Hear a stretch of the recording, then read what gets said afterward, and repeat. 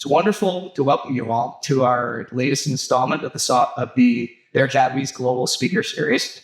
My name is Peter Brooks, and I haven't met you, and I'm Thayer's new assistant head of school for academics. I have the privilege, amongst all the things I do here, to work with an amazing team of talented educators in the work of curating a Global Speaker Series program. The program is conceived by our head of school, Chris Fortunato, who wants to wish you all well. He's at home with his son on his birthday tonight. So sadly, he couldn't be here, but he's here in spirit. But he conceived of the program, and for 2 years now, the program has allowed us as an institution to bring thought leaders, innovators, difference makers to Thayer's campus to engage the community in issues that matter to the world.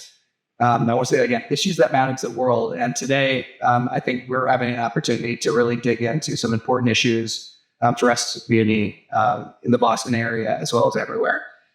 Just this year, through the program, our community has had the opportunity to engage in a rich dialogue around a variety of topics. With Andy Card, Liz Tarlow, and Michael Curry, we had the opportunity to consider the importance of civil discourse in an increasingly complex world. With Julian Edelman, yes, the ex-Patriots player, we wrestled with the ways in which we can combat anti-Semitism and hate in the face of the war between Israel and Hamas. With Bikram Masramani, we reflected on the power of thinking for yourself and becoming an informed consumer of the media in a world that's oftentimes dominated by the echo chambers of social media. We had Diane Paulus, the creative director of the American Repertory Theater in Cambridge, come to us, and we discussed with her the inspirational and truly beautiful community ethos and sense of humanity that's fostered in the creative space of the theater. And finally, with Chris Deedy and a gentleman named Peter Daoud, who works for Microsoft, we started the process of digging into the effects that the role of artificial intelligence will play in schools today and moving forward.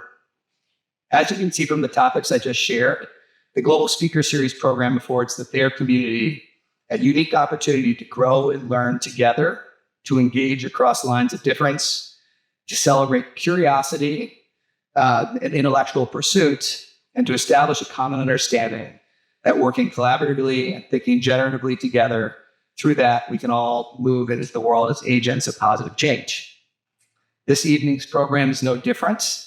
We're so honored to welcome 3 incredibly accomplished women leaders from the Boston community to join us and to facilitate a women's leadership forum on diversity, equity, and inclusion, power, and progress.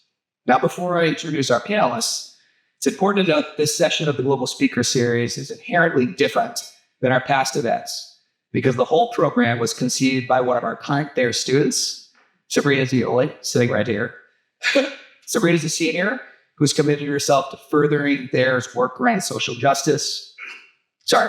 feminism and diversity, equity, inclusion, and belonging. Sabrina is the president of our Women's Empowerment Club. She serves on our school's DEI Leadership Board. She's part of our Global Scholars Program, and she's a rising freshman at George Washington University. Right, so perfect.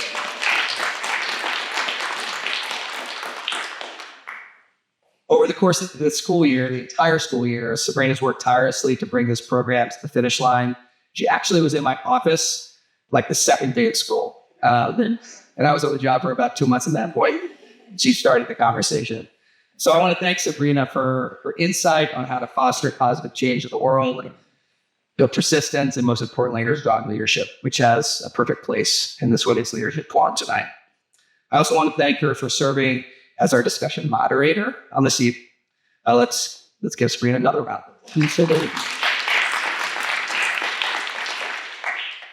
On to our panelists. Beth Chandler is a former banker turned nonprofit executive and the current president and CEO of YW Boston, a nonprofit organization that provides DEI leadership development services to organizations. YW Boston's mission is to eliminate racism and empowerment through encouraging systematic and organizational change. Beth has over 20 years of experience in both corporate and nonprofit sectors. She graduated cum laude from Harvard University, bachelor's degree in economics, before earning her master's in business administration from Columbia University. Welcome, Beth.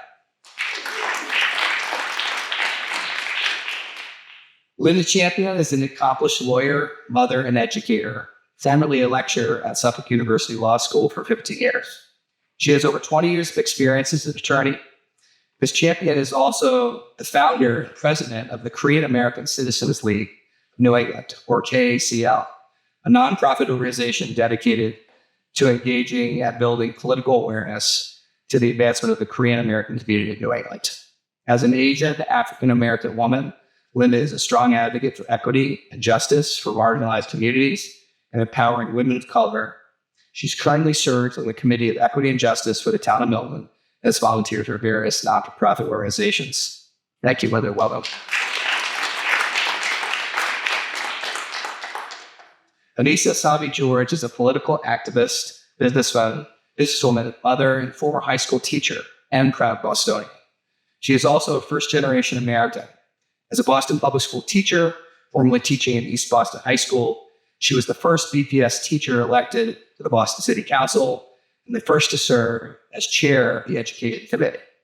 She ran for mayor of Boston against Michelle Wu in 2020 and is currently president and CEO of Big Sister Boston, a nonprofit organization dedicated to empowering women and girls, community building, mentorship, sisterhood, and friendship. She also runs her own small business in Dorchester.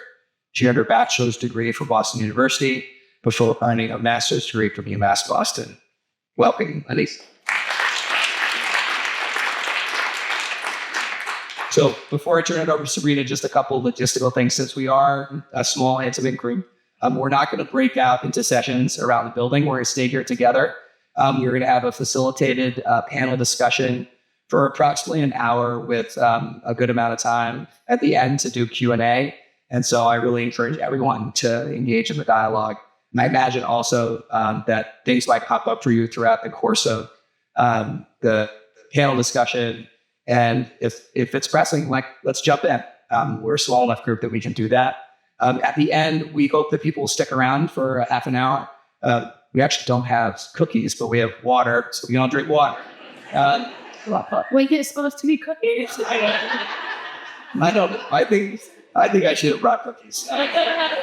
Anyway, we're going to drink some water and do some networking and hanging out, but to continue that good spirit of what we've been engaging with since everyone started showing up. So, without further ado. Hello, everyone. Welcome. Thank you so much, Mr. Brooks, for that introduction. And I am so pleased to have our panelists joining us here tonight on campus for our very first Women's Leadership Forum as part of our Global Speaker Series.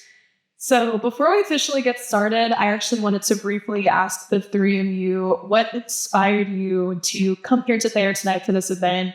In other words, why did you say yes to driving all the way here to Thayer for this event tonight? Anyone can start. But here. Let's see, Rihanna? Yeah. Well, first of all, Sabrina, because you invited us. That's why I'm here. But I do think, and as Mr. Brooks mentioned, I'm a former high school teacher, and I do think, especially as adults, and adults who consider ourselves as leaders, that when we are invited, if we are able and capable, we should show up. Because I think as a mom, lots of parents in this room, lots of educators in this room, we always say out loud, half the battle is just showing up, being present, being engaged. So, for me, I feel it's a big part of my responsibility to show up where and when I can, bring my whole and authentic self to those discussions. And places of education are important to me. So happy to be in this space in your extended home here, and grateful for the welcome. I guess I will say that once you got the email, Sabrina, and you read it, you couldn't say no. And the other thing, I'm a mother of a 21-year-old daughter, and I just need these things to tell her that someone out there will listen to what I have to say.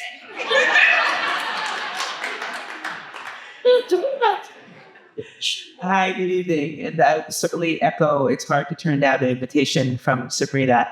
And also, when I was in high school, there were a lot of opportunities where I saw people like me showing up in spaces talking about their experiences. So I think it's important, given the identities I hold, to be in as many places as I can be. So hopefully there are other folks that may hold one or more identities that I have, and they say, hey, I can do that too. Like, my story matters. Let's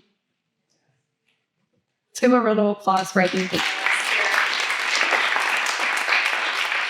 I'd like to know that my email writing skills don't go to waste.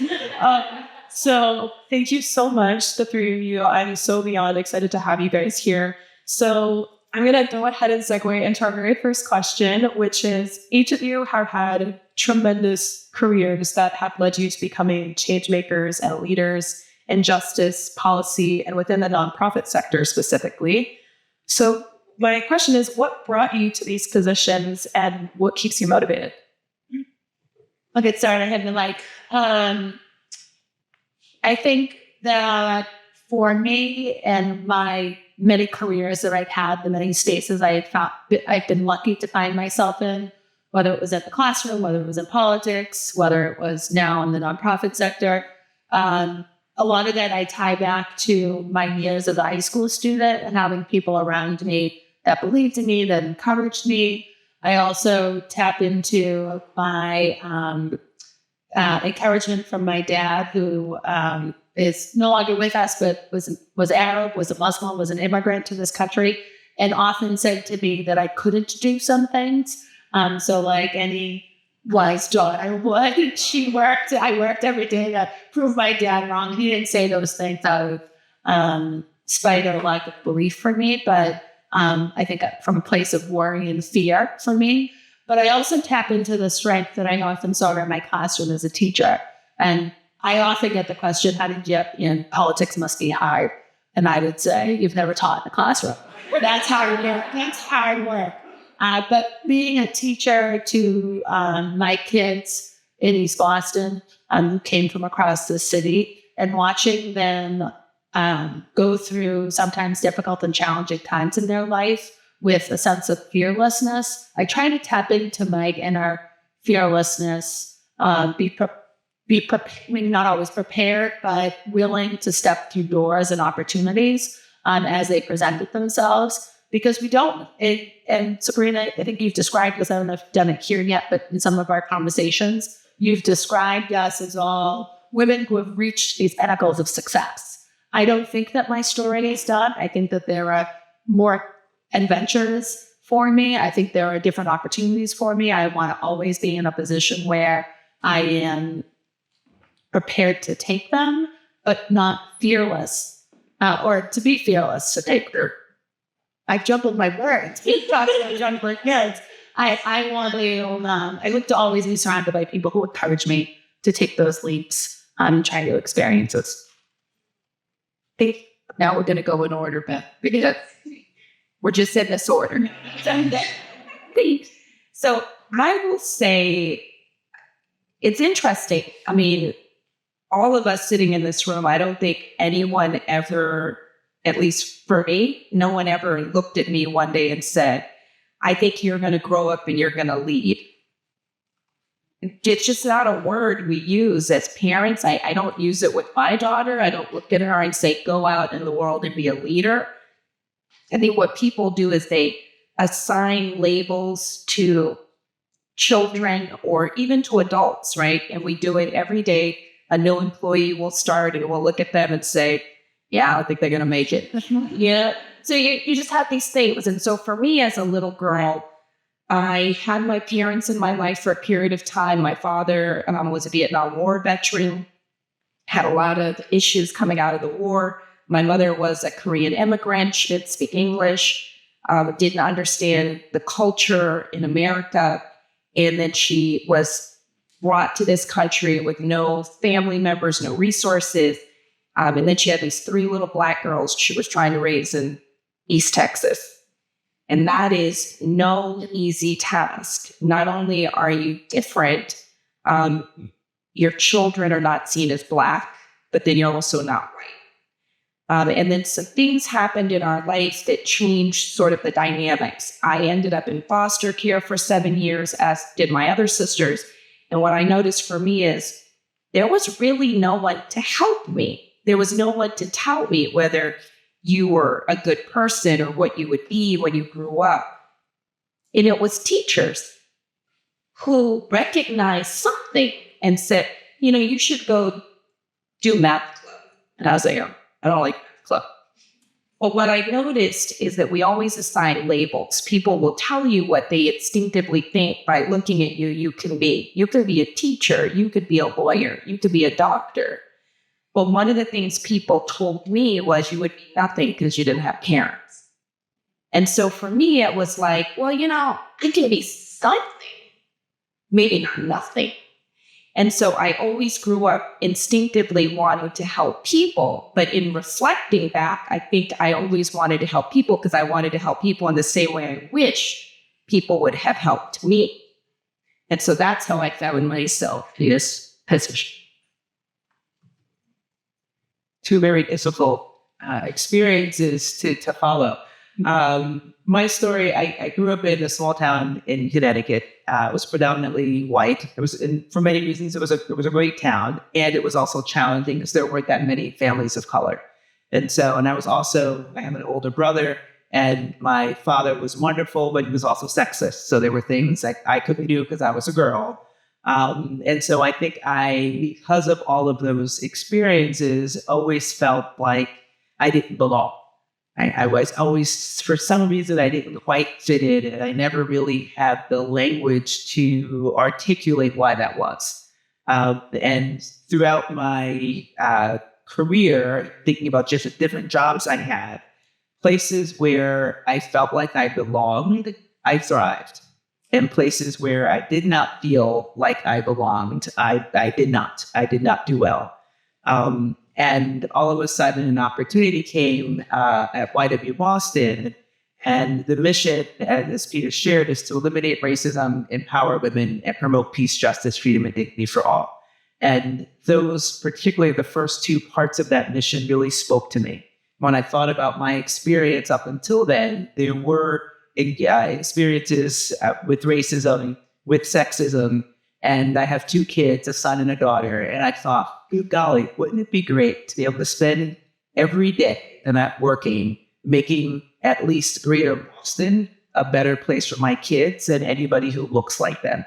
Because I knew what I had gone through in environments that weren't very inclusive, and I wanted to try to to have other environments in Greater Boston that were, and that accepted people for who they were and what they could do and not what they looked like. And so that's what really drove me to this role.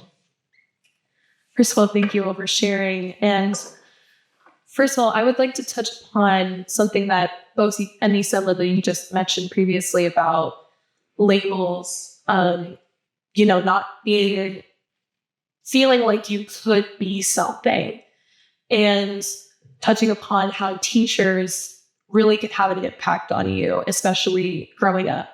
And when you were saying that, I was thinking a lot about this opportunity being here at Thayer, and we are in a school, and how being in this position throughout my time at Thayer, being a senior now, working advocacy here, and being a student leader. I started my organization when I was 14, 15 years old. I came here as a freshman, and there wasn't any space to talk about women's issues. I didn't feel like I could talk about them at that time. And that's what drove me to become in my position, to be at this point now where I see some of my teachers in the audience and people who are here supporting me at senior year now. It really is so incredible, and why opportunities at schools doing things like this, having representation that matters, organizations that help other organizations like Beth, your work with YW Boston is so important. Connecting that more schools should and continue to empower their students and their future leaders. So that is a perfect segue into my second question for you all. So this past March, as many of you might know, was Women's History Month, and the theme nationally for Women's History Month for 2024 was Women Who Celebrate Diversity, Equity, and Inclusion.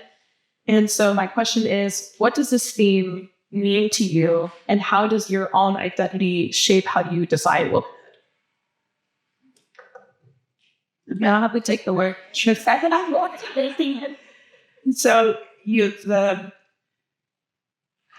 the theme, I try, I don't really pay attention to what month it is because I don't think anybody should have a month because of their identity, right? And so it is extraordinarily important to me and to my organization that we are really intentional with how are we representing people throughout the year, right? And that everybody's being represented as best as we can throughout the year so that it's not, oh, it's, the month for Black people who only get 28 days out of 1 days.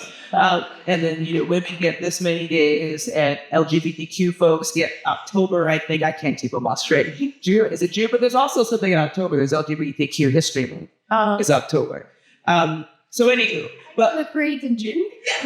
but that's just the point, right? It's like there's a thing, there's a month, and then we can forget about that group of people and they go on to another group. And so I don't, again, try not to think about the month, but think about the year and be really intentional. So we do an audit internally of, who's speaking at our events, what's the literature and information we're sharing, who are the authors, how are we being really intentional that we're getting different voices, again, being showcased throughout the year. I forgot to receive your question, which happened. No worries. No worries. I'll try to find women vote. Yes. There you go. So the way that I think about women voting is I don't really define it. I think people should define it for themselves. And if people feel that that's how they identify, then that's good enough for me. So I just want to point out that on Tuesday, it was National Linda's Day for anyone whose name is like that. Yep. Yeah. And I was very proud of that day.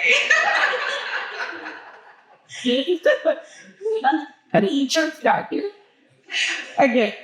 So with respect to womanhood, womanhood is a very interesting thing because I was thinking about the fact that we go through, as a woman, I go through all these experiences and there is no book about it.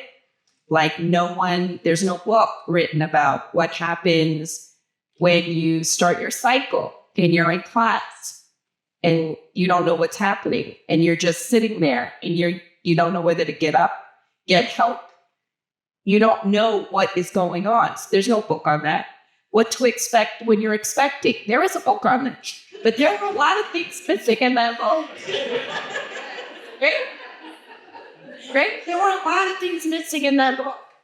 And then when I, as a woman started to go through menopause, there was no book on that. And every doctor looked at me like I was crazy. They were like, do you want antidepressant medication? Do you want this pill? Do you want that pill? And as a woman, you're just like, no, I just kind of want to feel like myself. Like I want to go back to the way I felt when I was 21, right? It all goes back to that. And then I look at my daughter, who is now 21, and I look at all the experiences she has. And so I can look at very defining moments in my life where I felt like I was in womanhood. The first time I had to stand up to my boss to tell him that I was going to drop my daughter off in school every morning because that was something that was important to me. Because the reality is, once I saw her that morning, I didn't know if I'd ever see her till the next morning. And there are things that as a woman we have to do that I never felt like my counterparts had to do. Like when we're up for promotion or when we have to fight harder to negotiate our salaries, and other people don't have to do that because they would naturally want to give the guys more because the guys had more responsibilities. Well, we have responsibilities too, and it's really none of your business if I want to buy stilettos and they want to buy corsets, right? So there's so much to womanhood, but it changes as we grow and as we become mothers. And it also changes for us depending on the role we're playing. So for motherhood, for me at home, means being able to make sure my family has what they need and making sure I can cook them a hot meal and making sure I can be present in that space. Motherhood at work means making sure that I can meet my daily obligations without having to tell them that I have other obligations, because you're not supposed to have other things that are important and that you do. And then you start to feel like motherhood womanhood starts to feel like we're almost superheroes, because we really are. Like, you may not realize all that your mom does, but we do a lot of like things. And so that's what it sort of means to me. Just trying to meet my own needs, but also trying to meet the needs of my family and trying to meet the needs of the people, I. I want to address the issue around with special months, whether it's Women's History Month or Black History Month or Arab Heritage Month, which April is. It is important for us to remind the public about these things. So that's why they exist. Well, I think they actually exist because Hallmark decided they wanted to sell more cards that month. Or I think it's certainly tied to capitalism. So I'll just see that to eat that this way. It is important, I think, as a society that we bring attention to groups that have been marginalized over long periods of time. And that is sort of the role that they play. But as organizations, as groups of people, as individuals, we really should be embedding that work in everything that we do. When I think about DEI in particular, and I really appreciate the added piece around belonging, because when you get down to it, that's what it's about. When we do this DEI work, parallel to the work, whether we're in the nonprofit sector, whether we're in business, whether we're in community work, whatever it is, when we do it alongside and we don't embed it into the work, it is always an afterthought. It is always, oh shoot, I've got to stop at CVS to pick up that birthday card because this is happening. When we do things like audit how we're structuring our organization, who we're invited to speak before, groups of people, how we're utilizing our power, our positions, our authority to educate, to inform, to engage. If it's embedded within, it can be a movement. When it's an added on, unfortunately, that's where some things start.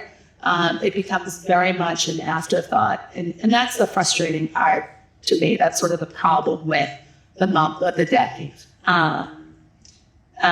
Happy belated London Day. I will also say that What to Expect When You're Expecting, the better book for me, and I kept my copy and my kids are very old now, is A Girlfriend's Guide. That book tells the real story. And I will say, as you were talking about the challenges with any young woman who's experiencing her first menstrual cycle, as you started to describe it, I went back to that moment immediately and remembered sort of the horror of sitting in my desk chair and how traumatic that was. But I remembered the exact moment as you said that. I haven't thought about that. I really and for cookies always help with menopause. And so.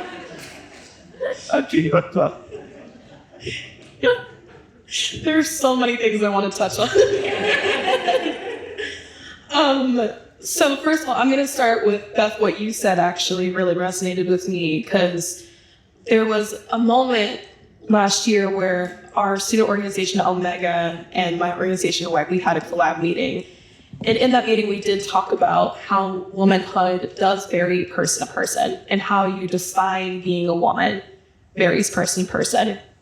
And I think too, Linda, what you said about how your definition of how you think about being a woman changes over time.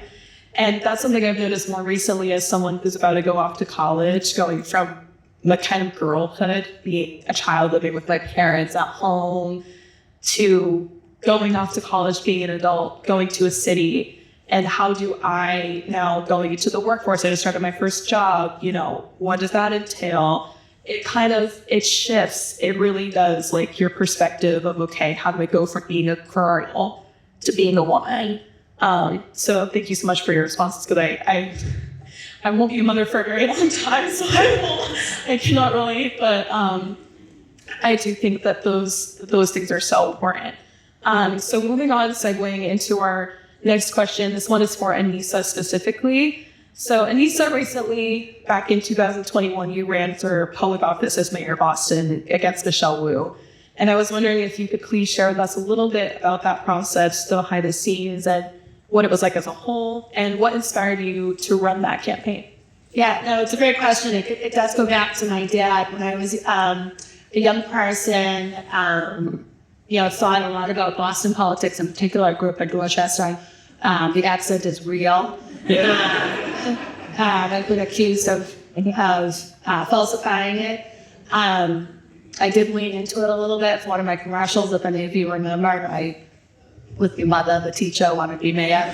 That all happened very much by accident. But as a young person, I didn't see a reflection of myself in politics, and I understood at a very young age how important government was to people. It is, and I think government is a great place. I actually think politics is a really great place. If you have the right people, the right positions, doing the work for the people, it's a really great place to be. I've seen government work, and was really excited to be a part of it for a period of time. So at the dinner table, I must have been 12, 13 years old, and I said something about, I like the idea of politics, running for office someday.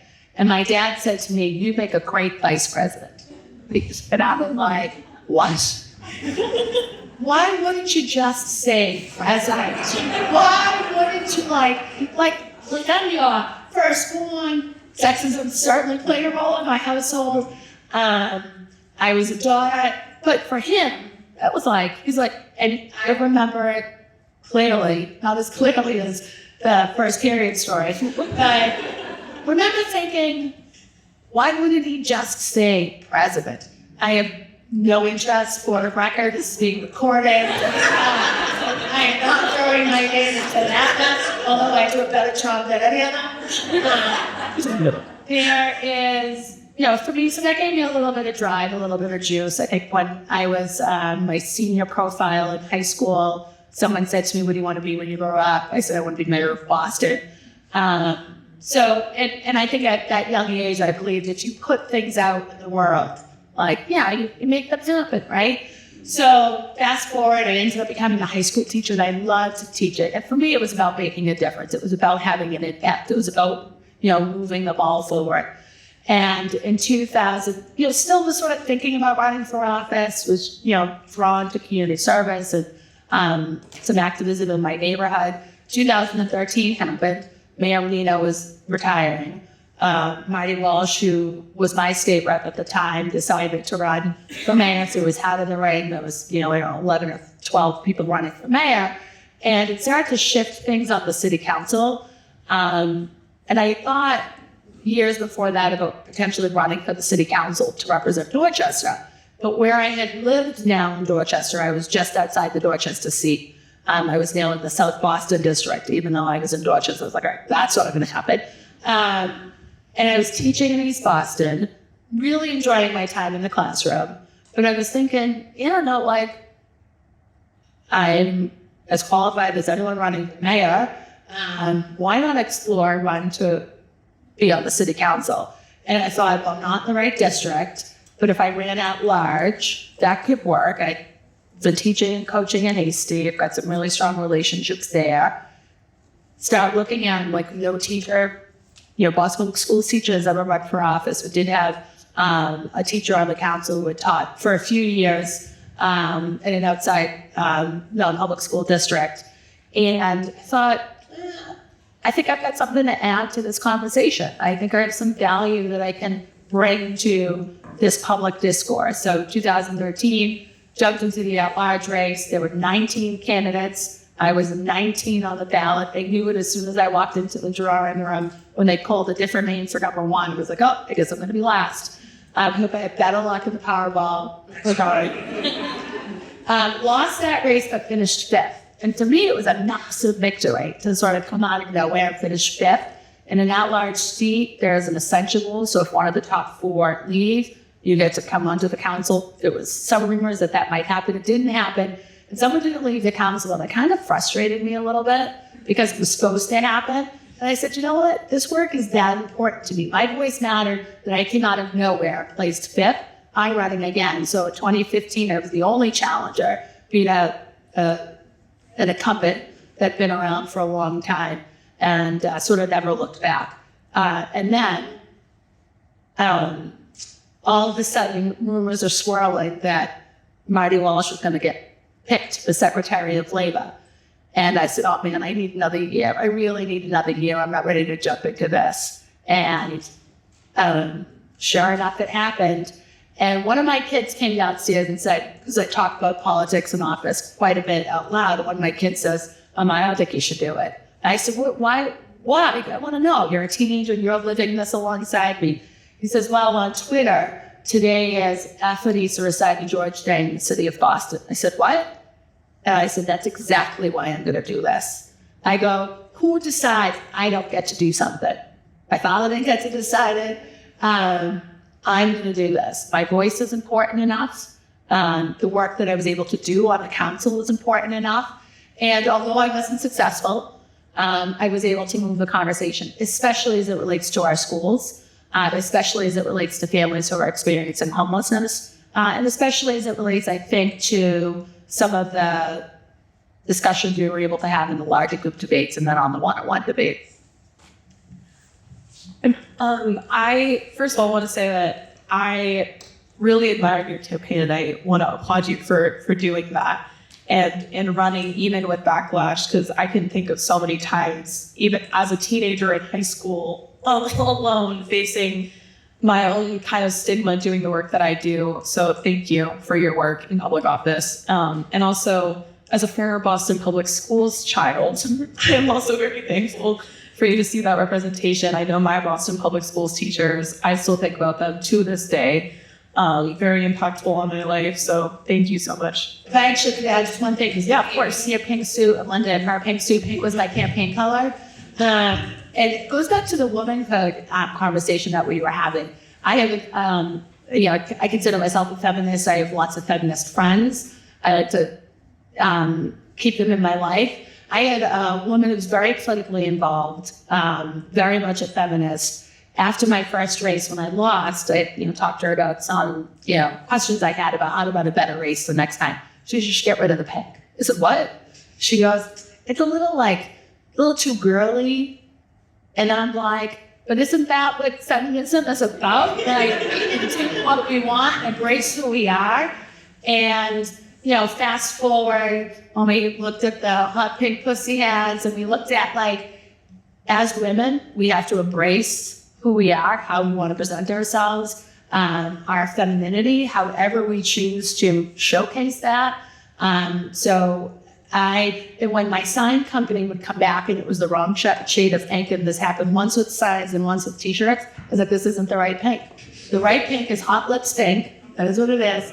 I also painted my city council office that color and got grief from colleagues. I was like, it's paint, it's not policy, it was paint. And I think sometimes we lose track of what's actually most important. It isn't the color of the sign. It's the work that we're doing. It's how we show up and how we engage. Steps for that, actually. Yes, very true. Also, pink is the better color. Let me just say, I'm just going to say I'm a pink fan all the way. The Barbie movie also confirmed that for me. So I was ahead of my time. I love that for you. You're a trend starter, as you should. So the next question is actually for Linda.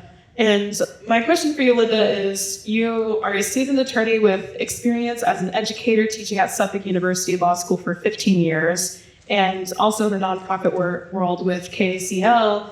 And I wanted to know if you could talk to us a little bit about how your journey with law and your identity as an attorney has influenced your approach to your advocacy work and how you kind of get in the lawyer mindset and your advocacy mindset and how those intersect. That was lengthy, I'm sorry. What's up? Here. So the interesting thing is, and I said this when we had met for the first time, that when I originally went to law school, I thought I was going to come out and be an NFL sports agent. So that was my goal. I loved football, and I'm from Texas, and Friday nights, live is real, right? Everything was about the Longview Lobos, right? So I was like, I'm going to do this. And then I went to work for the Yukon Huskies. And I remember at that time I was just an intern, so I was just answering phones. And Lou Perkins was in the office and someone called and they kept asking me what time was tea time. I didn't know what the hell I watched. What's tea time? Why does he have to drink so much tea? Right? I soon learned. And then I loved being around athletics. And I realized I was drawn to athletics because I understood intimately what went into athletes being able to achieve a level of success that we get to see and criticize when we're watching the game. Oh, come on, get the ball, But they work really, really hard to master a sport. And I admired that. I was drawn to it. And then I had my first interview with some coaches, and I'll just say it, from the San Francisco 49ers. And I remember I was in Rhode Island. They'd flown in and playing the Patriots. Went in for my interview. I was sitting there so excited. I had my little folder and my resume, and I was going to go work for the San Francisco 49ers. And they kind of got to the table and they were looking around, and they were looking around, so I was looking around too, right? And then they looked and they were like, I'm sorry, are you Linda Champion? And I said, yeah. And one of the coaches completely turned around and just left. The other coach sat down, very polite, and he was like, you're just not what we're looking for. And I didn't understand it. So this gets back to womanhood. I didn't understand it. I was like, what? So that experience changed the path I was able to take in law. And so when I then got a job at Harvard University working for Bill Cleary in the athletic office, and from there went into a law firm. So I'm a Harvard alum, George Tickner, who offered me a position at a firm called Palmer & Dodge, which doesn't exist anymore. And then from there went into banking, and then from there was recruited, and I went through these series of things. But as a lawyer, and you say the successful law career, I did not have a successful law career. 3 years into my law career, it was, and the parents are going to remember this, it was the height of the financial crisis, 2007. Things are imploding around us. The economy is crashing. And I am a young lawyer a couple years out, and I get scammed by a client who is working for a bank, who is a loan officer, who somehow took $500,000 out of my client funds account. And it all happened so fast, and I was so confused what just happened. And I hired a lawyer. So I'm a lawyer, I got to go hire another lawyer. That lawyer didn't know what they were doing or what they were talking about. And then I found myself in front of the BBO. And the BBO is the people who oversee lawyers. And they said, we think you need to be disbarred. You should not be a lawyer anymore. And I said, for what? Because my client has $500,000? Disbar me if I took $500,000. And I should have taken the $500,000 if I'm going to be disbarred. And so then I went to, you go to friends, right? You guys all have friends. You go to your friends, you all like, oh, what do I do? What do I do? And, people were saying things to me like, forget about the law. Go to Harvard Business School. Go into business. And I was like, I did not get to watch all episodes of Grey's Anatomy and go to law school and take that dang bar exam to go to business school. I want to be in this path. And so then I started to feel like I had to protect myself. And I went to all these different organizations. Yes, I called the FBI. I don't care if snitches get stitches. I was like, knock, knock, can you help me, please? Because I really don't understand what this is. And then I went to Dan Connolly's office, and I'm like, could you help me with this? Because I really don't understand what this is. And Dan Connolly politely said, I cannot help you because it's for you. Like, so it's kind of self-serving, you asking me to help you. And I really don't know financial crime. I don't know what that is. And so, but he did something that changed my life. He said, if you can figure out what that is, and you come back here, I'm going to hire you as a prosecutor. So not only did I figure it out, I helped Carmen Ortiz figure it out, and she prosecuted all of the individuals who were involved in it. And then I became a prosecutor, and I worked out of Dan Connolly's office in the Suffolk County District Attorney's Office, handling financial crimes. And then from there, I started to regroup and rebuild myself. But what I learned through that experience is there is something very powerful about knowing your rights, understanding them, not letting people tell you to just go away or to fold under pressure. And I also learned that no matter how terrible a situation looks and feels, you as an individual have to find the ability and the strength to pull yourself out of it. And there were so many different ways that could have gone. But one, owning my mistake, recognizing the mistake, trying to get help to fix it, and not being ashamed of making a mistake. So, I mean, I think those were sort of the things. So I don't feel like a successful lawyer. I feel like it's called the practice of law. So every day I'm working on it. But I do appreciate working with clients and knowing in that moment how I felt, and then trying to work with them and empower them to feel strong and to understand that, okay, no matter what the circumstances, we're going to get through it, and you're going to be successful, and you're going to survive. So that is where I find my success. I'm going to quickly respond to that. First of all, I am so sorry about the San Francisco 49ers coach. I'm adult.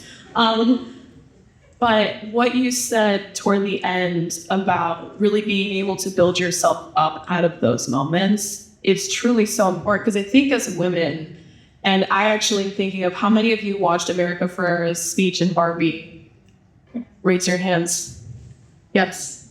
So in that speech, she talks about how women aren't allowed to be imperfect and make mistakes.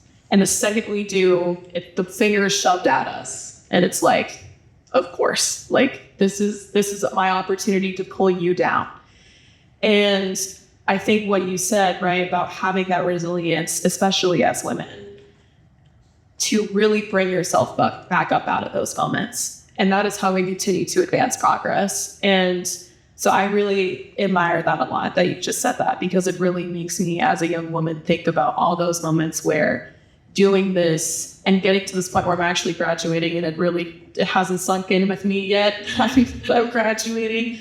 I think about all these moments where I, especially during the college process, thinking, there's no way that I'm going to get into this school or that school or blah, blah, blah, or did I do enough, or is the work I've done at Thayer enough, or there's going to be people continuing this legacy, all the people who don't agree with me, all the boys who shrug their shoulders.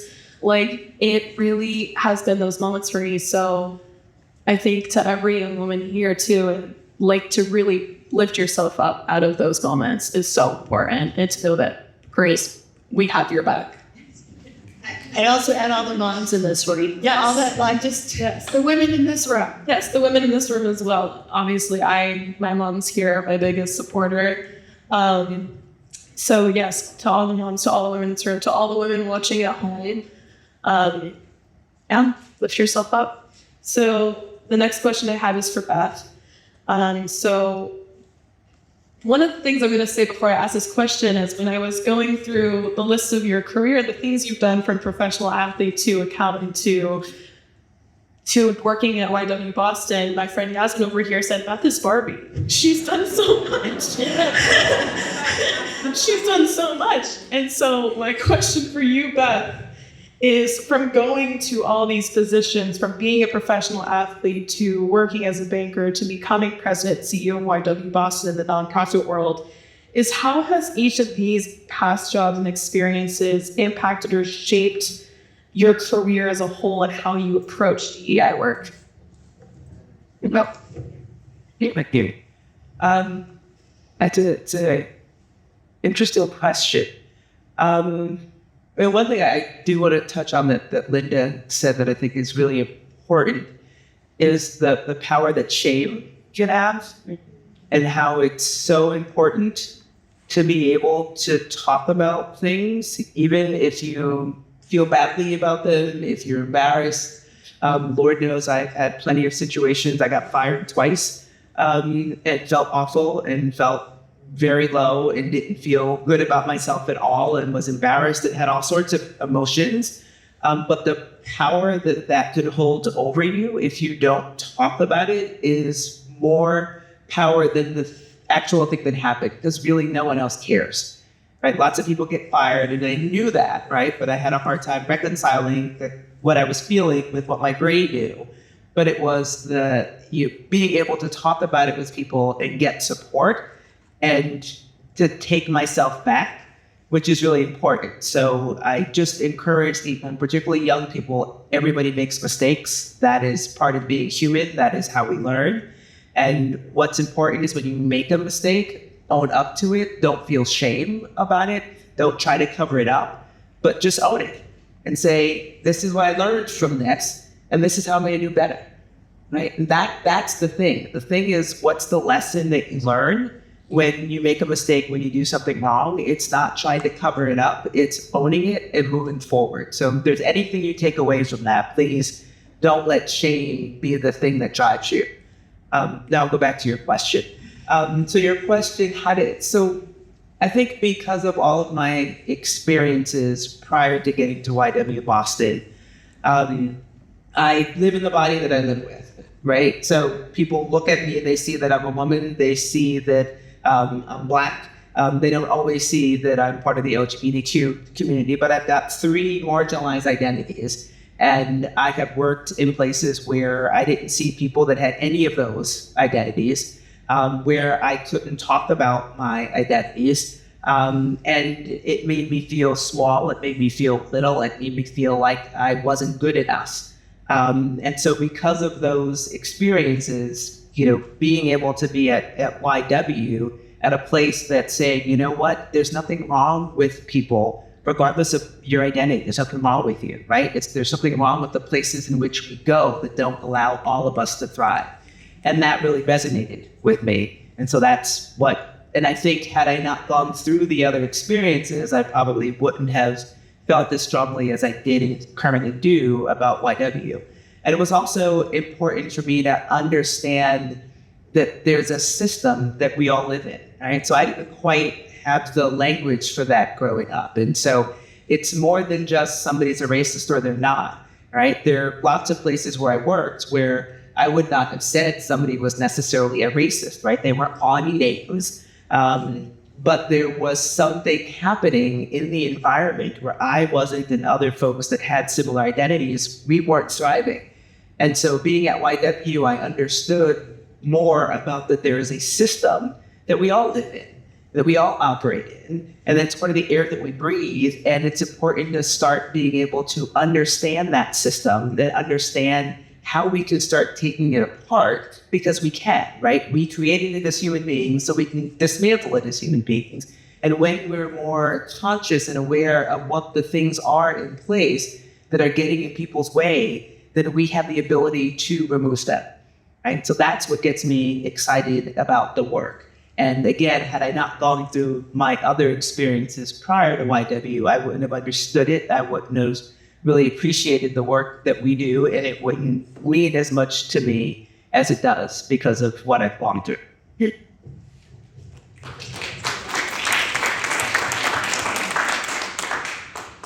I think too, one of the things I was thinking about as you were talking was being in those spaces, right, where you don't feel like you're welcome. And it's also something, I'm going to acknowledge my identity. I'm a young white woman, so I do not have same experiences as women of color. That's one of the things about intersectionality that is really talked about right now in mainstream feminism, is really acknowledging those intersectional identities and experiences of all women.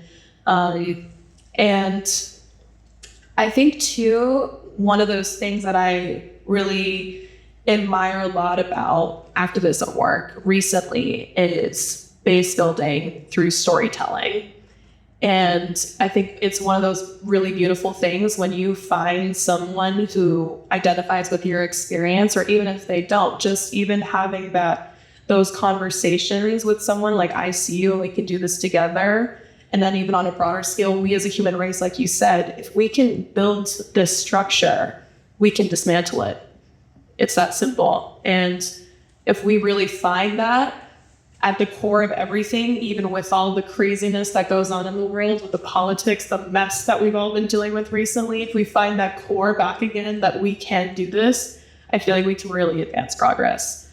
And that actually is a perfect segue into my next question, which is for all of you. We can start in whatever order, which we start at the beginning or go back and forth. But in the United States, there has been an intense politicization of social justice. And there's a sentiment that these associations between politics and human rights advocacy have stifled progress as people continue to shy away from discussions relating to justice and diversity, equity, and inclusion work. So my question is, do you think associating politics with social justice has affected progress? And if so, how? Well, that as the politician, although we're all very much engaged, I think, in politics and in policy, I think one, part of the challenge to the question that you ask is there could be a desire to do the changing of systems, but there are constantly forces working against those efforts. So it is simple enough to say, if we built this system, we could change this system, but not when you're working against others that don't want the system changed along the way. And I think to my earlier comment around politics and government, that in a constructive and productive way, policymakers, not always politicians and policymakers, not always the same people, but politicians and politics play a really important role in driving particular agendas forward. There is a real power, and it's a good kind of power when it's used appropriately, that exists in the political world that can be used to effectuate this change. There is also some real work needed around the quote-unquote progressive movement. There's capital P, progressives, as we use it as a label, but there's the real work and the progress that needs to happen as a society. And that's where, that's when sort of that nexus between social justice and activism and politics and society meet. I think the other problem is where I'm grateful that all of you are here this evening, especially after the day that we've had, but too often we're talking in rooms that can be echo chambers, and we are talking in such small spaces that it's really hard to effectuate that change. And we're talking to people that may not always be 100% like-minded, but we're all like pretty tight on that spectrum. And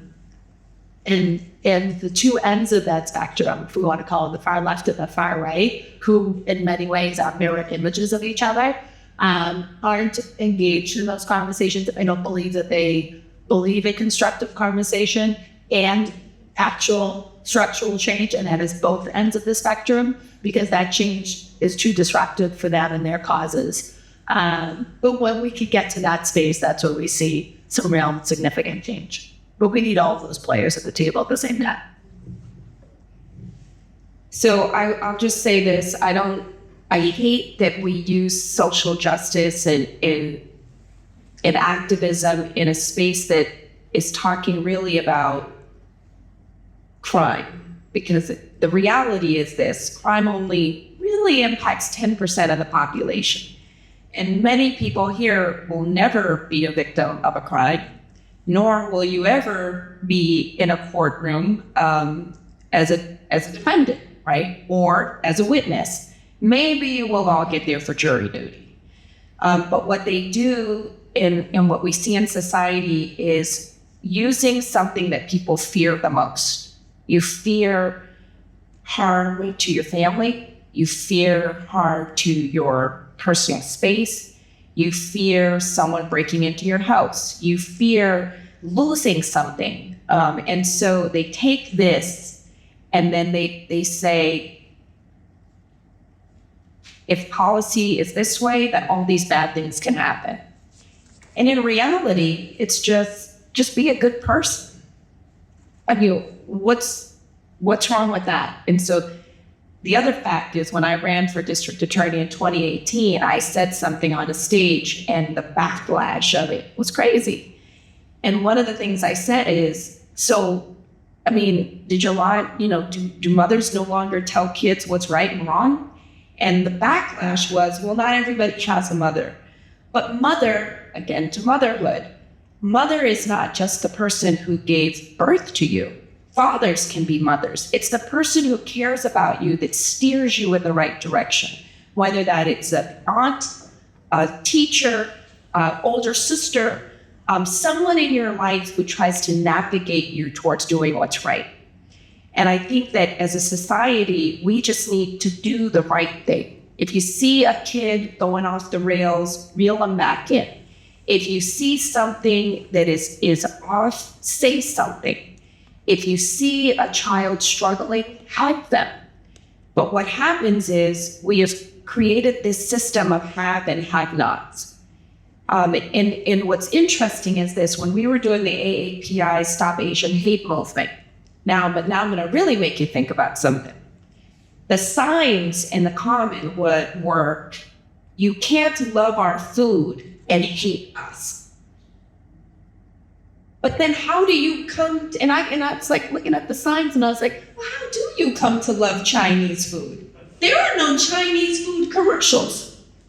Think about that. You've never been sitting there and they say, you haven't.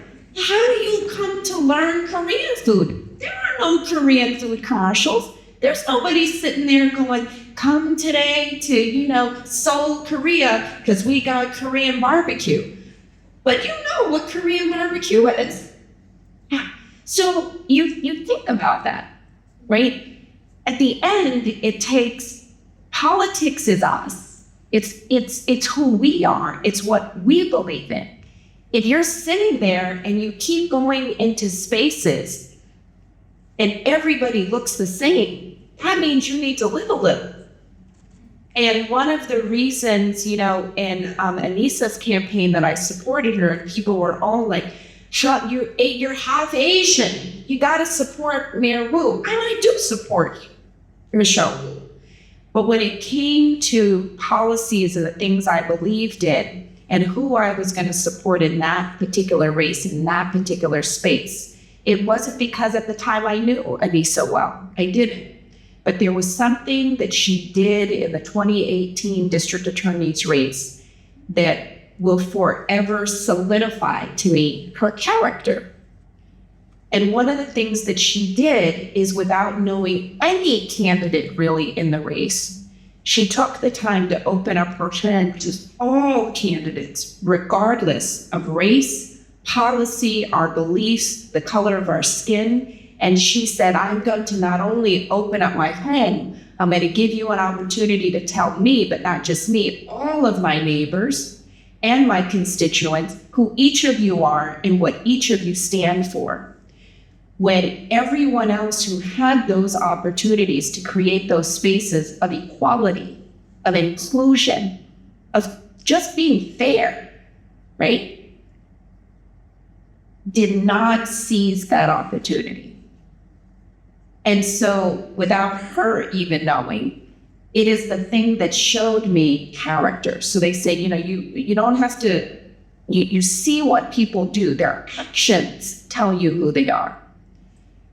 And of all of the people who had the capacity, the ability to do it. She was the only one. And so when she put her name in and said, I think I want to be the mayor of Boston, and I said, then she's the right person to lead because she will give everyone a seat at the table without them having to ask her for the space. And those are the leaders that we need. So politics is all of us. So we have to be those people. We have to be the people who will allow people to come in, whether they are like us or different from us, and create spaces of belonging, of them feeling welcome. Why? Because we are all connected to each other, and we all have to be able to be successful, for our communities to be successful, for our children to be successful, and for us to, support each other, particularly as women.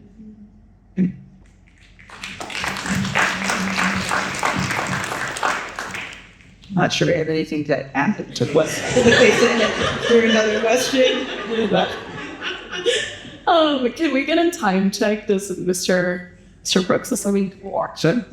7:43. Okay, perfect. So we've got like another 20 minutes left, and then I'll let everybody here network.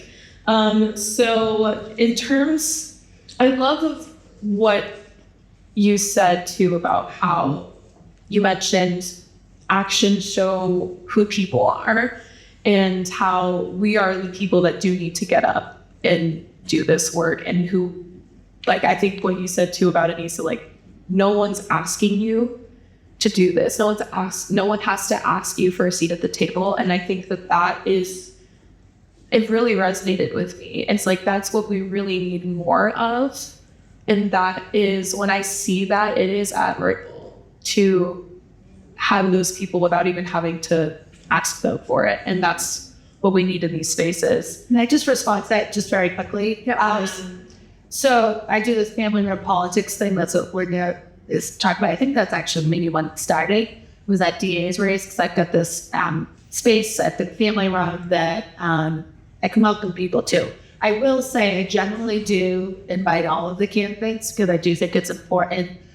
Even people that I maybe have political disagreements with, but there have been a few times, very few times, where there have been outliers where I haven't welcomed someone into my home, because it is still my home, and B, I do reserve the right, if I had such a disagreement with either someone's extreme politics or extreme personality, or there's a certain level of toxicity or other issues that I have with the person, I won't invite them. So I appreciate the credit that you gave me, but I think that as a leader, as someone in a position of power, that there are appropriate opportunities where you don't create space at certain tables, because someone maybe pulls that work too far back, or isn't interested in progress, or change, or even healthy discourse and dialogue. I actually Don't get called out on social media. I also quickly want to let the audience know we are going to have a Q&A in about 10-15 minutes or so. So if you have any questions along the way, hold on to those and you'll get a chance to ask your questions. But Anissa, I do want to ask you a quick follow-up. And honestly, anyone can hop in here as well, because I do want to ask a little bit about civil discourse. That is something that Thayer has particularly been focused on for, I would say, within this year specifically. I think we've always been focused on it, but we've put such an emphasis on it this year, especially we are in an election year. So by the way, everyone watching, if you're not registered to vote, please vote. And if you are registered, vote. But so how throughout your careers and even in your personal lives, and especially Anissa, as you've run for public office and you do invite people, other candidates into your homes, even if you don't agree with them, how do you approach civil discourse and how do you have those conversations? So I think as a facilitator, you set ground rules, because civil discourse, thoughtful discussion, contentious discussion, which is okay. Debate is a great thing. That's why we do things like debate clubs and stuff like it. You have to practice it. It takes a great deal of practice. And I think, unfortunately, I'm a mom, so I could blame everything on social media. We've gotten into the practice where it's these snippets, it's these like quick jabs, it's the armchair warriors, that sort of create this churn in society, right? So it's whatever's trending, it's the hot news now, but that's working.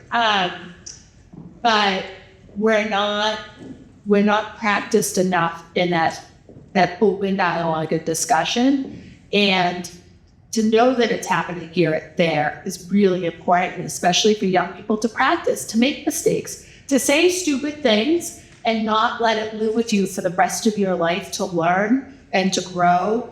That to me is really important. As someone who's, taught high school, I've been to council hearings where young people are really animated and really excited.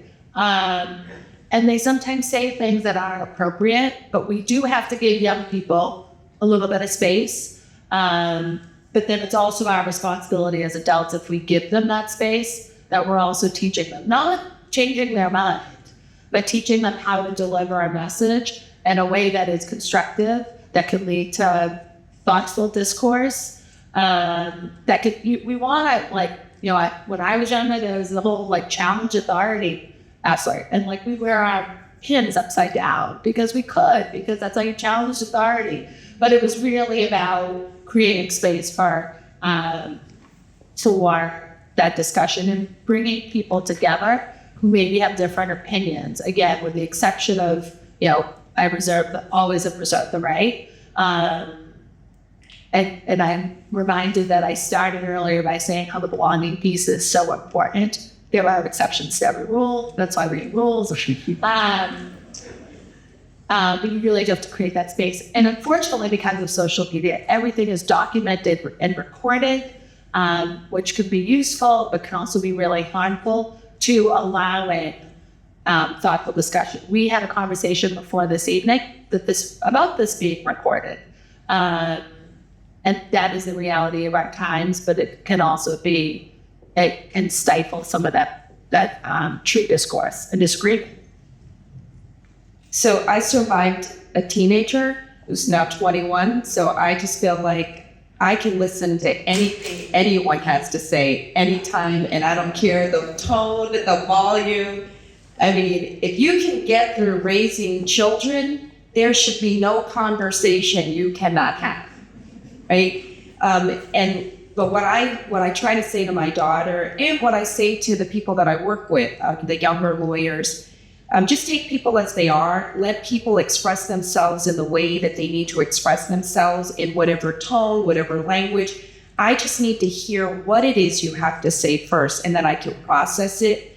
But what's hard is if you're not saying what you need to say, and then things continue to fester, and then things that could be something really simple to resolve just gets blown out of control.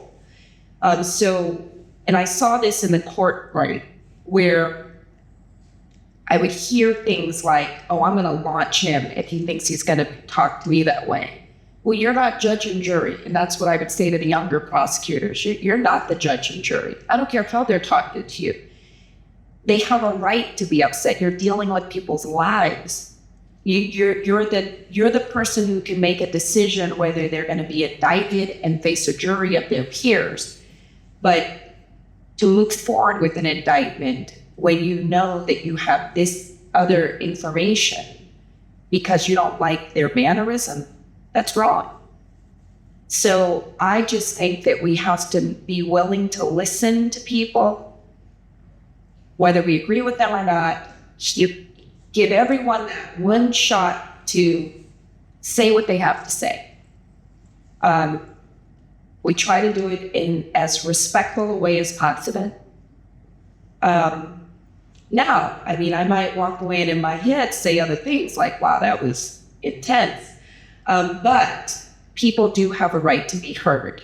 The other issue that we have in society is there are a lot of traumas that in my generation, we were told to not, you don't talk about this. We have all these rules. You don't talk about this. You don't say this. You don't tell people family secrets. You don't do this. You don't do that. And so a lot of things were going on, especially in the 70s and 80s and 90s and 2000s that people just didn't talk about.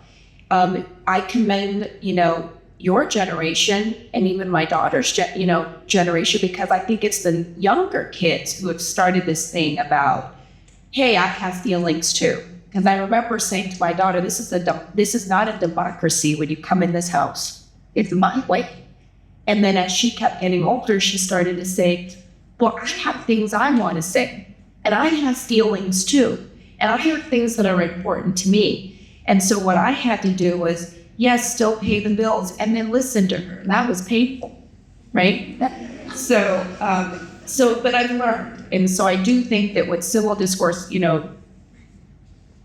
when people get to the point where they're acting out because they are not heard.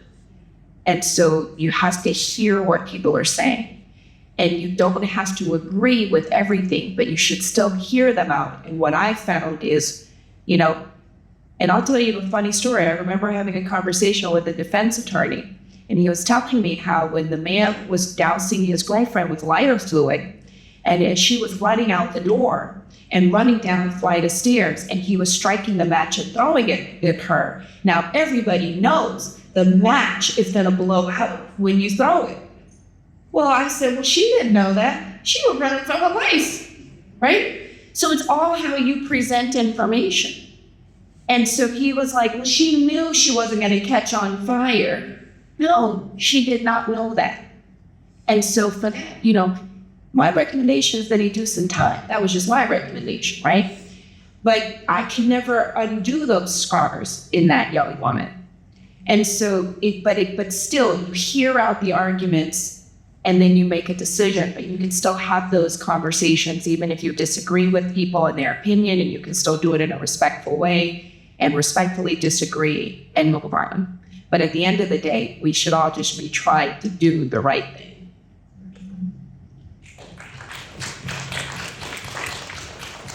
And I'll just add, I think, so a lot of what we do at YW, this is our work. We get people in rooms that have these conversations, and they're challenging, and they can, as Anissa said, you have to have guardrails, right? So there are frameworks to have these conversations.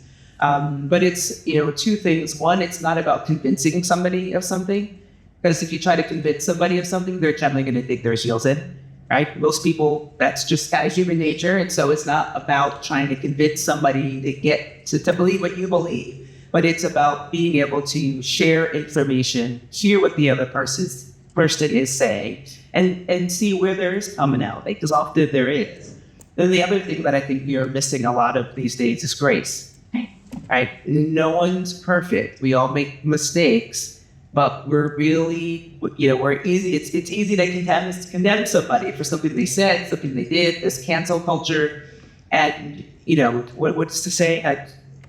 Those who live in glass houses know the first nothing, right? I mean, we all make mistakes. We can give each other grace as well. Grace and forgiveness are equally as important.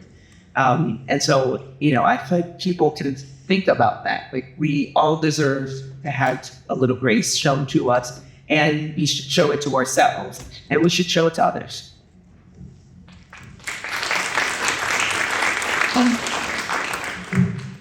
I really have nothing to add because I agree with everything you guys said.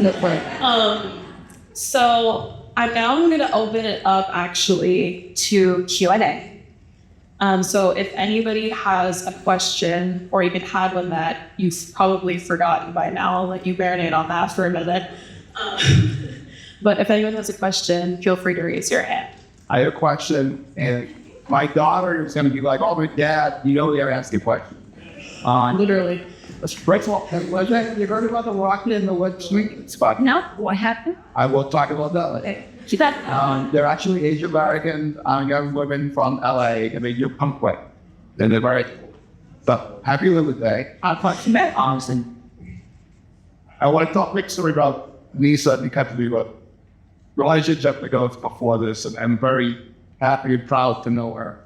When she talked about deciding, Sabrina asked about decisions to run for office. We had a very late night one night. We're at a pizza joint. We're having some beers. There's nobody else around me. I didn't know what she was thinking. We talked about the city where to solve every problem in the city. But I can't let she go for it. Should be mayor. And I came, let's think 3 or 4 names. And then about 10 weeks later, she looked at me, she said, hey, what about me? And that's the point of, Oh, Dad. I could go. That's my quick, and I'm very proud to, and I'm like, under it, I'm supporting Michelle well, but we're really proud to support Lisa in that campaign. My quick question is, after all that, is, hey, straight white men, how many go? Oh boy. There is no monolithic group, right? So there's some white guys that are doing great, and some guys that need work, right? I'm She absolutely. It's actually a really important question, not around like just how are we all doing and like what is the work that we could all be doing. We've talked a lot today about right back into my teacher voice. We've talked a lot today about women in power, women leadership, women's empowerment, feminism movement, like all of those things we've talked about. And we're often talking about it in relation to how we're role models for other women. I run an organization called Big Sister. We are all about empowering anyone who believes in the sisterhood to join our effort, to become a mentor, to support our work. But I also have 4 sons. And I think that I too could be their role model. They too, as boys, can learn from me, their mother. And so the men in our lives play a really important role in empowering us as women. And as women, we play a really important role in telling government how to do it. But also empowering them to lead, especially in the spaces that as women we don't have access to. They're the gatekeepers. So they have to be partners in the work that we do.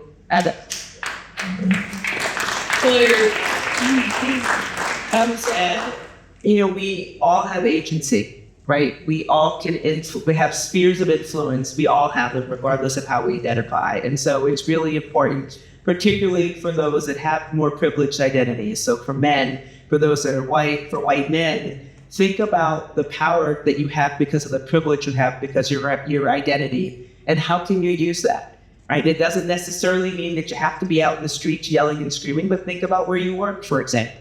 And maybe you can go into HR and say, hey, have we ever done a wage equity study? Are we making sure that we're paying people what we're supposed to pay them? You can do that. Anybody can do that, right? But think about what are your spheres of influence and how do you try to make progress in those spheres that you can influence?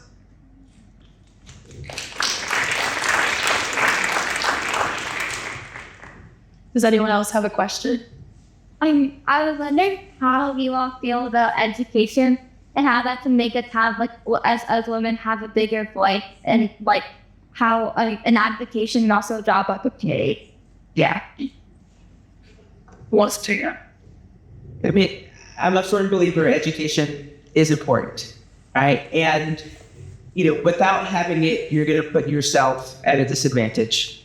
And as someone who is a girl of color, even with it, you're still going to be behind in some people's eyes, because the saying is true. We often have to work twice as hard to get the same as people that have different identities from us. But by all means, get as much education as you possibly can, because no one can take that away from you.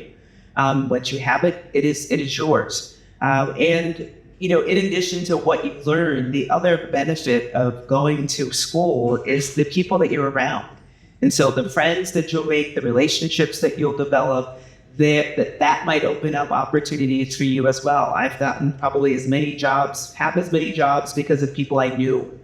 Not that I wasn't qualified, but definitely because there were so many people that were qualified for the role, there had to be something else. So because I knew somebody who could say, hey, I'm applying for this too, they could pay attention to my resume, right? So also, as you're going through school, you're going to develop relationships, friendships, meet people's families, and there may be opportunities through them as well. So I think leveraging an education in as many ways as you can is wonderful. So I will tell you that when my daughter was going through the ranks. It's like a rite of passage school, right? So I remember saying to her when she was struggling, she would come home and she would have these grades. And I'm an educator, I'm a law school professor, so I teach students all the time. I can see their strengths, their weaknesses. I can see how they're thinking, how they approach problems. And so my daughter, in our society, we place a lot of emphasis on education, but it's not the education in terms of what Beth is saying. She's saying educate yourself, learn, grow. But we place it on grades. And that puts a lot of pressure on kids. It puts a lot of pressure on people in general. And when my daughter was struggling, I said to her, and she would come with the grade, I said, hey, listen, this is the thing you have to remember. Now, Thayer is going to kill me. They're going to say, why did we invite this woman to speak on our panel? Yeah. I said to her, Taylor, D equals to 12. So here are my questions. Did you study? Yes. Did you try your best? Yes. Did you do your best? Yes. And there's nothing else for me to say. That's all I can really ask of her. Work hard, do your best, try your best. And then I thought, I'm really going to have to save a lot of money for this child. But her teacher, Mrs. Caggiano, said to me, people blink at different times. And so you have to wait till you hit your stride. And you don't really know when it comes. For some kids, they may see it in the 8th grade. Some kids may learn a genius. Some kids won't realize their full potential until college. And so all you have to remember is continue to grow. Things that interest you, go to them.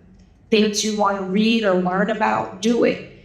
And keep your sphere of influence, all your friends, change. Allow people into your life, because that also is a form of learning and education. Because you really don't know if you're going to be the best ukulele player. So you go hang out with some Hawaiians, right?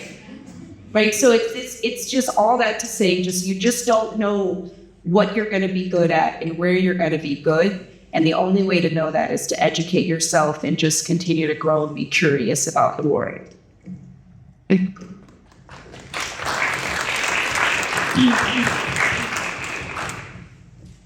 Does anyone else have any other questions? Terry? I just want to start by saying thank you for coming. I really enjoyed your talking panel.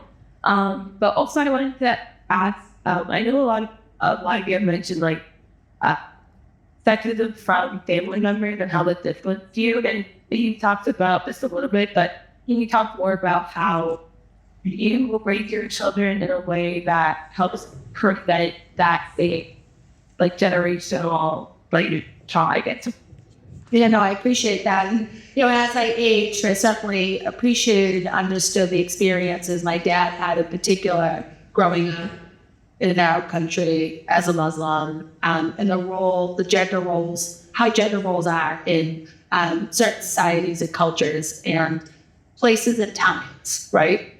I have 4 boys, and I try to role model. I try to role model who I hope that they choose, the type of person they choose to partner with when they get to that stage of their life, that their partner, male or female, should be a strong, articulate, or mostly articulate, sometimes they will say words, but someone who is comfortable standing on their own 2 feet, who is comfortable making mistakes, and looking for partnership to work through difficult times or challenges. But I think for me, it's really about modeling behaviors, living out loud. I'm a loud person. I experience things out loud, and I try not to shelter, especially as my boys got a little bit older. I tried not to shelter them too much, especially during the throes of a political campaign, whether it was a city council election, whether it was a mayor's race, which also played out very publicly. I tried not to shelter them too much from some of the difficult parts. It wasn't just about the wins, which we, made it through the primary, and I wanted to be a part of that. But it was also through the loss and losing very publicly. How do we handle ourselves in those moments? How did I handle myself, especially as a female? I will say that there was my husband is very supportive of me, has been an incredible champion of me and my efforts in my public life. But for him as a husband was playing a role that is still not usual and typical, although in the mayor's race, especially originally, there were 6 candidates, 4 women, 2 men, and the 2 men were polling in like the 1%, 2%, and 3% range. It was a woman's race. And then for Michelle and I, we both had husbands who were experiencing something very different for the first time, where the 2 candidates for a city like Boston had husbands at home. So they, I can speak for my husband to some degree. He'll speak for himself the rest of the time, but there's a learning curve. But for my kids, I like to model that behavior. Like, we're going to work through these challenges together, and yeah.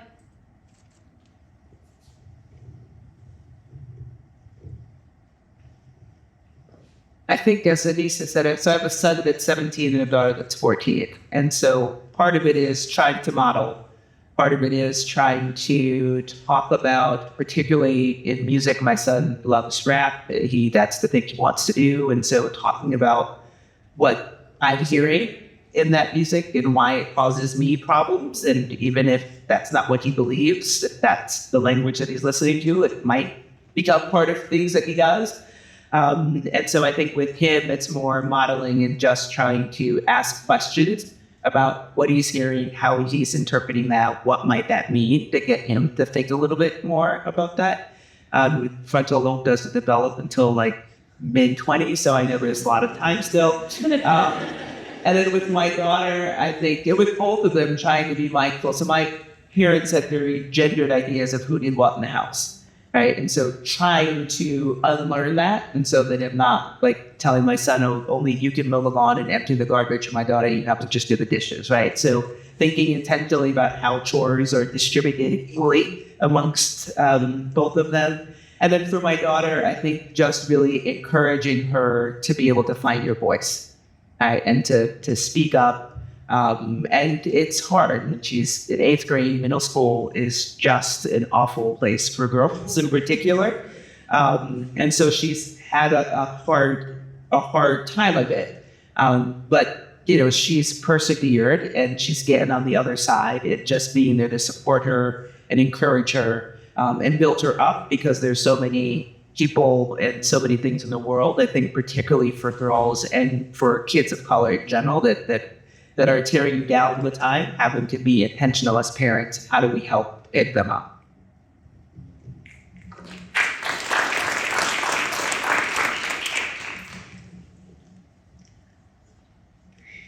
Does anyone else have any questions? Oh my God, my mom and my best friend. This is a really hard decision for me. My aunt. Okay. Okay, we're gonna do guys first. Like, the question for anybody that don't answer. What is it like to operate in spaces that are mostly like male dominated, like in your case, being a lawyer, and so the lawyers that most lawyers are men? How do you find allies or camaraderie in this space? Because I know, for me, being a young woman of color, I predominantly my institution. When I see another young woman of color, even if I don't know further, it's like this sense of belonging or this sense of camaraderie with figures. I'm wondering if that is still something that you find in your church. That's a loaded question. So I think for me, because I'm a biracial child, belonging and inclusion is a little tricky. I don't, especially growing up down south, I didn't walk into spaces and Black women said, "Oh, here comes Linda, sister." No, they would it was always that pause, like, well, what is she? Is she one of us, or is she different? And then if I went into the Korean community, they were like, no, definitely she's not Korean, right? And so that was one of the reasons why I ran to be the president of the Korean American Citizens League and to restructure that organization, because people don't recognize or realize how many biracial children have been left in other countries as a result of the various wars. And a lot of children who are Black born in Korea to Korean mothers who are left in orphanages do not have citizenship rights in those countries. And they cannot conceal or hide the fact that they're biracial because of the color of their skin. And so when I walk into these spaces, and because I've dealt with these identity issues my whole life, the racism that you would experience it's just part of the fabric of who I am. I don't even when I experience it. I was in court maybe 5 years ago, and it was a hockey case. And just in summary, a lot of hockey players don't have teeth. You know that, right? They got flappers. So, the hockey player wanted some real teeth, but you can't get real teeth until you retire. You retire, then you get some implants, right? Go figure. But if you want to be cute and you still want to play the game, you got to have a flapper. It is what it is. I don't know what else to tell them. And so, but the issue was I was representing the state. He was suing the state, and the state was the wrong person to sue for your teeth. You got to go and you got to file the claim against the National Hockey League or whoever your employer is to say, look, I have this workplace injury. I got no teeth, and I want some new teeth, right? And I was trying to explain this to the lawyer that was representing him. Listen, you have the wrong party. You're suing the state. It's the wrong person. And when we got into court, he opened up the Mass General laws, and he was saying to the judge, and he started to read. He was saying to the judge that I didn't understand how to read. So he said, because I couldn't read, he was going to read it for me aloud. And he started to read the passage. And I said, first, I took and passed the same bar you took. What in the hell makes you think that I don't know how to read? And how dare you read the statute to me? And what was interesting is the judge did not correct him. The judge said, counsel, go outside, take it outside of the hallway. And when we got into the hallway, I said to him, you are racist, you are sexist, and quite frankly, you're wrong. And file the appropriate motions. And what was interesting is when the NHL people came in, and they come in they look like mafia. They come in, they're like, they're tailored suits. How he heeded to their authority. And the lawyer from the hockey league looked over and said, what's the state doing here? Why are you here? My point exactly, which I've been telling these folks for And so he said, well, I moved to what? The state shouldn't be here. Get them out.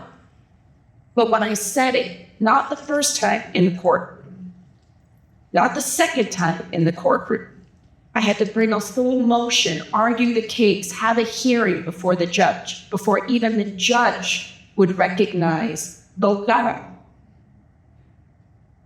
But when a white man came in without a motion, without anything, he just looked over and said, what's she doing here? She shouldn't be here. This is not a state issue. We're here. This is our case. And the judge said, okay, you can go now. Get out. And so that's how racism and things play out. So, but I wasn't, it was the only time since I was a kid that I remember being offended by something. The only other time I remember being offended was trying to take my little nephew to get ice cream. And the woman behind the counter said, ask the colored boy what he wants. And so, because you just don't have to describe people in that way. And so it's just, it's just interesting. But what I think that is, we just have to do better. And we just have to feel like we belong in every space that we go into, particularly as a woman, because we have all these layers. As Beth said, you have this layer first, then you got to get through the next layer, then you got to get through the next layer. And then, one of the things that people often said to me is, because I feel like I love dressing up, and I love blow drying my hair, and I love putting on makeup. And someone said to me, you can't show up in spaces and be perfect as a woman. We have to be flawed in some way. So we have to figure out what we're going to give up. And now I'm 50, and I'm like, I really don't care what people say anymore. I'm going to show up the way I want to show up. And if you have a problem with the fact that I want to put my makeup on and go get me some lashes and put some lip gloss on and get my heels, that's your problem. It is no longer my problem. I don't have to change who I am. And so when I showed up at the Korean community and I said, and now I'm going to run to be your president, and they were like, what? And they said, you don't speak the language. I said, that's okay. Google Translate. That's okay. That's all I need. It speaks the language. And so I just stopped feeling scared to show up in spaces where I know that I belong. And so that's my advice to our women. We just got to show up. Period. Thank you so much, Linda. Honestly, I don't know what even I can say after that. Wow, that was an incredible story. And thank you so much for sharing with us and for asking that question. It's perfect that you mentioned the blow drying your hair and putting on makeup, because I could testify that it's Yasmin's favorite activity because I do it with her. Does anyone else have any questions? Hi, I have a question and comment. Of course. I'm really thankful that I got to be here tonight, and I related to so much. I was the 7th grade student at Boston Latin. My Boston education, I didn't understand what I had until I left. Related to all that, I came here tonight after doing something that I really was afraid of, and the four of you completely empowered me. I started a grief support group in my community, and I didn't do this. And I walked in for all of your stories, and now, woo!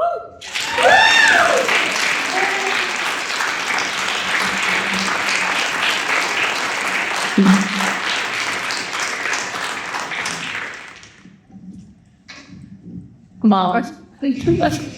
Delay? So I'm screen flop, so maybe to others feel free to answer the question, but you see made the point that you feel like you haven't peaked, right? If there's other stuff ahead. I would love to know what each of you have left in your kind of wish list of things that you would like to do. I would have, right? You led me so much to it. You want to hear it more. So I have a goal of visiting all 50 states. I have 2 left. I have West Virginia and Hawaii. I have those 2 things left to do. I want to retire at some point. I don't know when that is, but I'm looking forward to that. And then I would love to hit, I don't know if I'm going to do all 7 continents, but I haven't really been to Asia. I touched it a little bit, but not much. There's so many places I want to go, so I want to do a lot more traveling.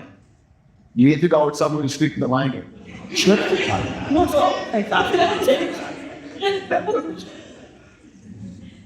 So I started knocking stuff off my list this year because I felt like my daughter's graduating from college. She's going to meet someone, and I'm not going to be able to do things with her. So this whole entire year, I'm going to dedicate to doing trips with her. So I've asked her, what is your wish? So one of her things was, I want to go see all these beaches in Hawaii. So we just got back a week ago from that. And then her other wish is she wants to go to Paris to see the Eiffel Tower. So I'm going to take her to do that. And I think COVID taught us something, which is enough time is just not promised to us. I mean, we can plan as much as we want, but something out of nowhere can come and change all of our lives in the blink of an eye. And so I do want to one day hold an elected seat. So my niece said, no, shut down like this. But then it's just, getting your mind set on running again. And then my biggest wish, which I cleared with my daughter during our trip to Hawaii, is I would love to open my home up to being a foster mom.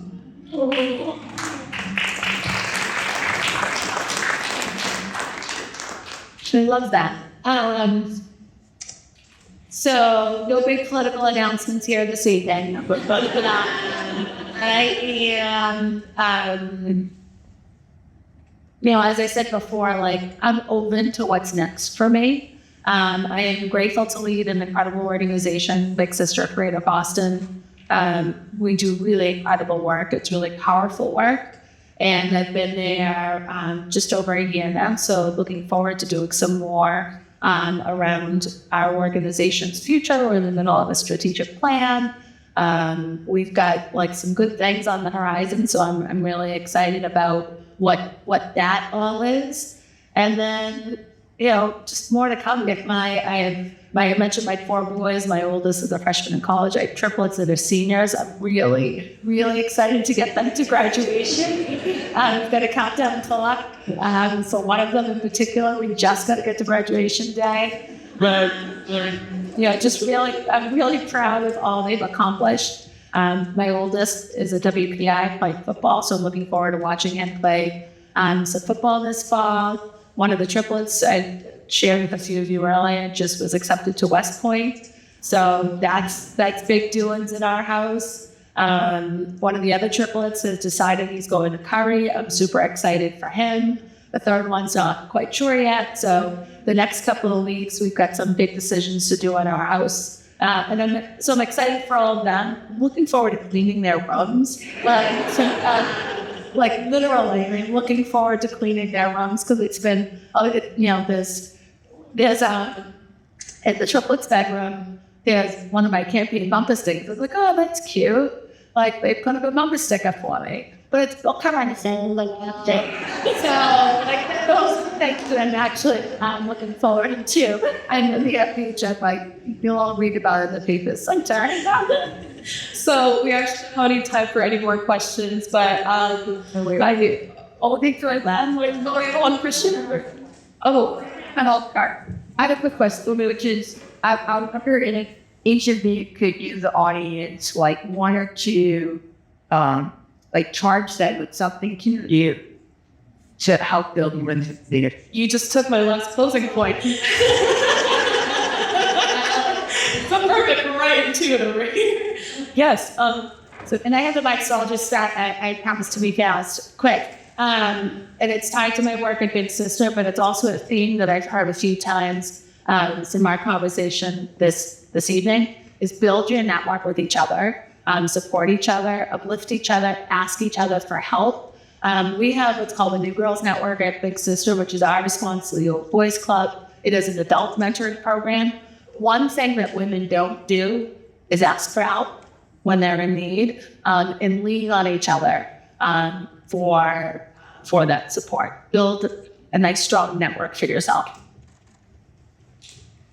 Yeah, I agree. Just help each other. So one of the things that I think you guys can do, and it's fitting, you're in Braintree, don't you? You guys have a female mayor in Braintree? You do. So you have a female mayor. Is it Erin Joyce who was seated here?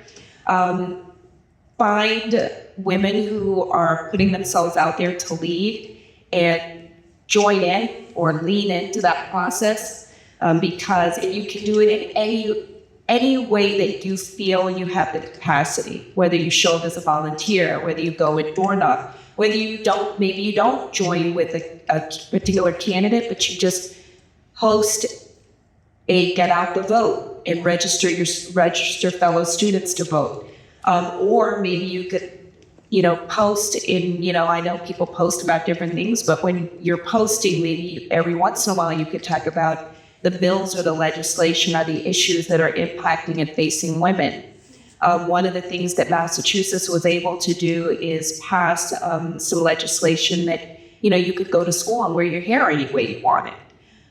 Or you could go to the bathroom and know that you would have products that would be available that you could use in the event of an emergency, or if you didn't have the financial resources to provide, buy them, right? I mean, Pampers have nothing on tampons, right? I mean, it's like expensive. And these are things people, especially our male counterparts who don't have to deal with this, they don't necessarily think about the cost of certain things and the impact it has. So, and if you're going into your restrooms at schools or in public spaces, even if it's at your church, maybe, do a drive so that you can provide those resources and products in those spaces for women. So there's so many different ways you can help women. But most important, I think one of the things Beth and Anissa both said is best way to help women, help each other, is for us to show up and be present for each other. And I'll just share, there's actually a thing called the pink tax, because women's items are generally more expensive. I mean, it's the same item, they charge more for women, but it's the woman item than they do for men. So the pink tax is real. And I would say also take care of yourself. Often as women, that's the last thing that we do. We don't take care of ourselves. We take care of everybody else. And then we get run down and there's no one to take care of ourselves, right? So we have to think about how do we take care of ourselves so that we can help move things forward, right? But if we're depleted, we can't do that. So take care of yourself. Thank you so much for this was really great.